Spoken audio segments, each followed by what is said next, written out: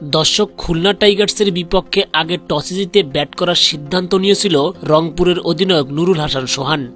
আর bat করতে নেমে নির্ধারিত ওভারে 5 উইকেট হারিয়ে 186 রান সংগ্রহ করেছিল রংপুরের ব্যাটাররা। দর্শক, জবাবে ব্যাট করতে নেমে পাওয়ার প্লের ভিতরে 1 উইকেট হারিয়ে চাপে পড়েছিল খুলনা টাইগার্স। এরপর ওয়ান ডাউনে ব্যাট করতে নেমে মেহেদী হাসান মিরাজ ও নাইম শেখের ক্যামিও ইনিংসে জয়ের বন্দরের দিকে যাচ্ছিল খুলনা টাইগার্স।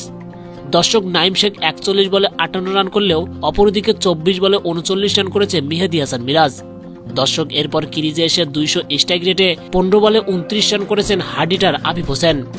দর্শক, এরপর ক্রিজে আর কেউ থিতি হতে পারেনি।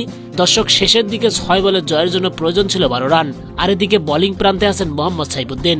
দর্শক, এদিকে ব্যাটিং প্রান্তে ব্যাট করতেছিলেন মোহাম্মদ নেওয়াজ ও আবু হায়দার। দর্শক, সাইফুদ্দিনের অগ্নিঝরা বোলিংয়ে যদিও সেই ওভারে মাত্র 4 রান নিতে পেরেছে খুলনা টাইগার্সের ব্যাটাররা।